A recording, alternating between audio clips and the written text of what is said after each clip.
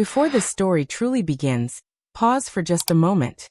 If you believe that stories aren't just entertainment, if you believe they have the power to change how we understand ourselves, if you believe that the quietest moments often carry the heaviest consequences, then take a second to like this video, subscribe to the channel, and stay with me until the very end. Because this isn't just a story about regret. It's a story about how one small moment, one decision that felt harmless at the time, can slowly redraw the boundaries of your entire life. People think regret shows up immediately. They think it crashes in loudly, announcing itself with chaos and drama. But that's not how it really works. Regret is patient. It waits. It arrives later, when the house is quiet, when the lights are off, when there's nothing left to distract you from your own thoughts. That's when it settles in, quietly, like dust in the corners of your mind. You don't notice it building, until one day it's everywhere. For me, regret didn't begin with shouting. There was no argument, no confrontación, no moment where alarms went off in my head warning me to stop. It began with something so small, so ordinary, that if you had asked me back then, I would have told you it meant absolutely nothing. It was a Tuesday, just another Tuesday, the kind of day that blends into every other day, predictable, harmless, forgettable. My husband, Michael, had left early that morning for a business trip. I still remember the way he kissed my forehead at the door. Not rushed, not dramatic, just familiar. "Call me later," he said. Then he was gone, swallowed by airports, meetings, and schedules that never pause for real life. When the door closed behind him, the house changed. Not in a loud way, but in a hollow one. The kind of emptiness that doesn't hurt, but reminds you that something important isn't there. I stayed late at work that evening. Deadlines ran long. Emails piled up.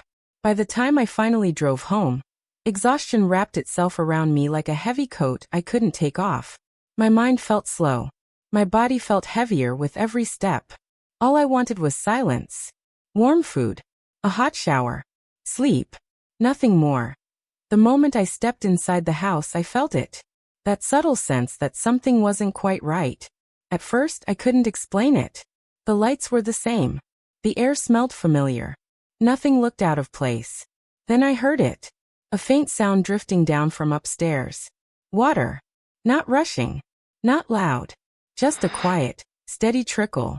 My heart skipped. Liam. My stepson. He must have come home early from university. Liam wasn't the kind of person who made noise without a reason. He moved through life carefully, like he was always afraid of disturbing something fragile. After his mother passed away, silence became his shield. He wore it well. I climbed the stairs slowly, my hand resting on the banister. Each step felt heavier than the last. When I reached the landing, I saw it. The bathroom door was slightly open.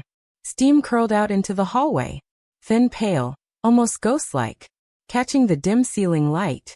That alone unsettled me. Liam was private, deliberate, careful. An open door didn't fit him. Then the water stopped. The silence that followed felt sharper than the sound itself. And then I heard it. A sound so fragile, I almost convinced myself it wasn't real. A sobi. Not loud, not dramatic.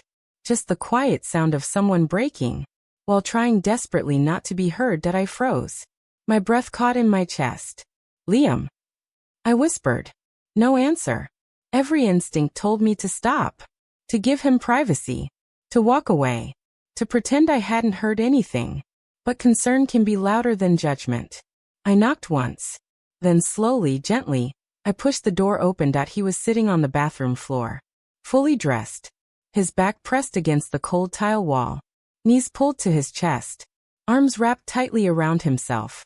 Like he was trying to hold something together that was already falling apart. His shoulders trembled. Not violently. Just enough to reveal how hard he was fighting to stay in control. His eyes were red. His face blotched from crying. When he tried to wipe his tears away, his hands shook. "I'm fine," he said quickly. But his voice betrayed him. It cracked halfway through the sentence. Thin, uneven, fragile. I didn't move closer. I didn't touch him. Instead, I lowered myself to the floor a few feet away. Slow. Careful. like approaching something already broken. Silence stretched between us. Not uncomfortable, just heavy.